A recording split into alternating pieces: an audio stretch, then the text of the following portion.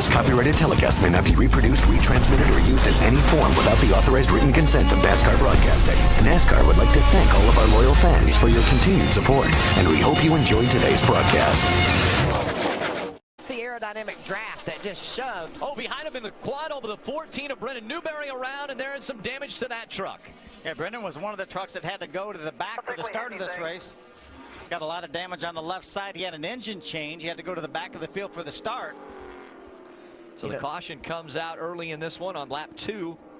It's like there was some. If we can see what happens, look right side of your screen.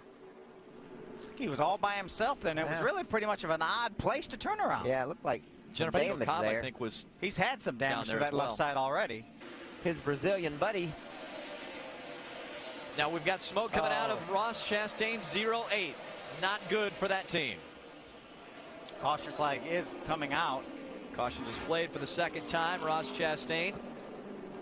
It's as though the engine may have expired on that 08. Position, we take a look at him coming out of turn 2, and there the smoke rolls out of the right side. Just probably broke a valve or something inside the engine, and does a nice job of keeping it straight. I'm sure there's fluid up under the truck. And at 32, John West Townley, the 09. Ryan Sieg. The 37 of John King into the wall. A lot of damage to that race truck, and the caution comes out once again.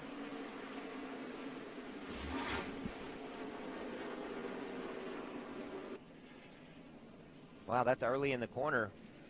Wonder if that could have been a replay of what almost happened to Hornaday. Maybe someone was under John King, and they got together, because that's a little early, you would think, just to have a. Just to get loose. Yeah. Justin Lofton is up to second. Problems with the 13 of Johnny Sauter, though. Remember, Johnny's already.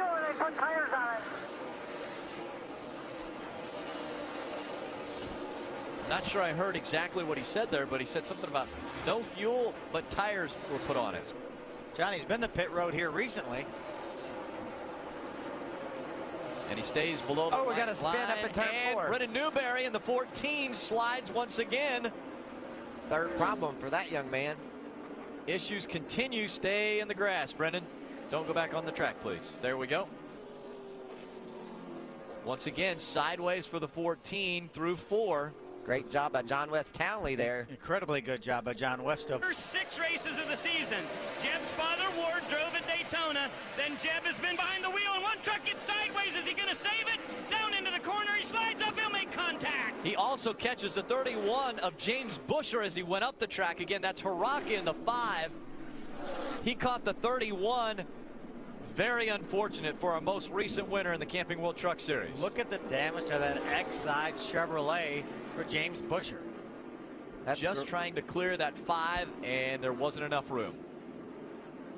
That's garage area. Watch this truck. Does he just get loose? I think so. He's on the inside of Ruderman. Oh, yeah. They Moved make up a little contact, bit. Yeah. And there's our buddy Jeb. He's got a real good view of all this action. He goes by the 31, tries to sneak by, but can't. And look at Ty Dillon and David Starr. There goes Side. Gale gets a little bit loose there. Somebody hit the wall up ahead of those two. Hard into the wall, it looks like, for the 30. Nelson Piquet Jr. Piquet Jr. A lot of damage to the right side of that truck. He's waiting for an opportunity to get back down to the apron. Caution. And the caution comes out once again. See what happened. Oh, he gets sideways. And then just runs out of room. And that's concrete. Ran out of safer barrier as well.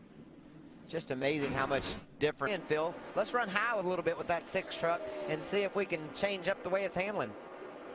Lofton, Keselowski. Now it's Keselowski out in front, obviously, and Lofton running second. Jason White with a good run, and problems for the 30 of Nelson Piquet Jr.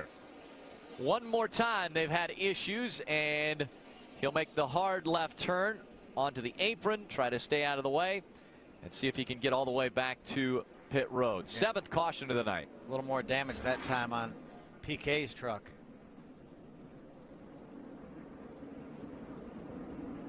And we saw earlier Nelson Piquet Jr. getting into the wall on that right side and doing a lot of damage. Now it continues. I know somebody right now is glad to see this caution flag, and that's Jason White. We saw him running 5th just a few laps ago. He made his way by both Hornaday and Bodine to move up to the 3rd spot. 4 of the 9 races here at Charlotte Motor Speedway have ended with a green-white checker finish. Coming through the quad oval, green flag back in the air, we're back underway. Looks like Brad might have spun his tires a little bit there, giving Justin a jump. Look at Hornaday down to the bottom of the racetrack on Jason White, putting him in the middle again. Todd Bodine working for 2nd now. Up the track goes Keselowski. 3 wide, he's in the middle. The pass on the inside by Hornaday. Great news for Justin Lofton. Look at the lead he's pulled out while these guys been racing 3 wide. Look at that push, though, that Brad Keselowski gave to Todd Bodine, pushed him right around Hornaday. Almost sideways is Hornaday as they continue to battle through the quad oval. How about Jason Leffler coming into the picture once again as he's running in the 4th spot?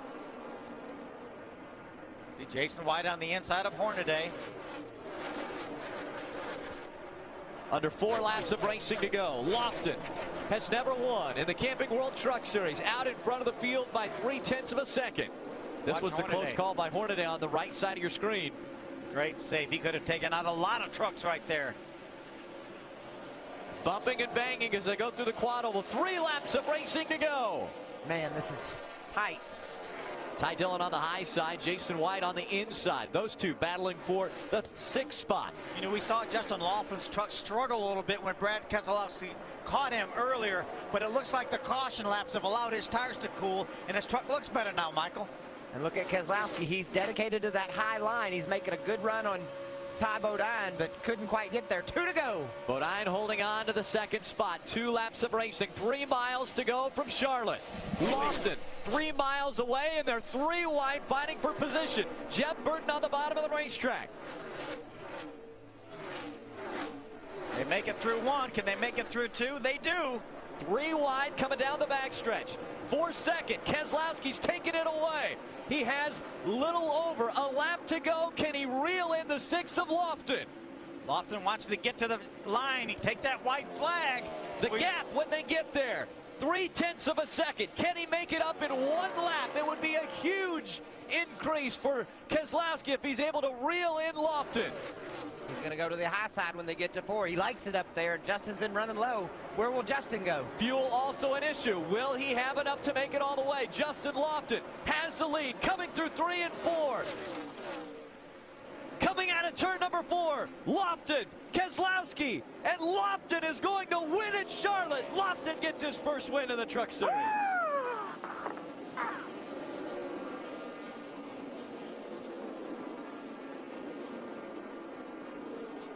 How about that? Eddie Sharp Racing. And we're out of gas. We're out of gas. Dan, I am so proud of you, buddy. Awesome, Wow. guys. Awesome. How cool is that? That was Eddie Shark. Out of gas on the Talking to his cool team. down lap. What a great job by Justin Lofton. Another first-time winner. 3 out of 5 this year. 5 different winners to start off the 2012 season, and 3 of those 5, it will be their first time to victory lane. This copyrighted telecast may not be reproduced, retransmitted, or used in any form without the authorized written consent of NASCAR Broadcasting. NASCAR would like to thank all of our loyal fans for your continued support, and we hope you enjoyed today's broadcast.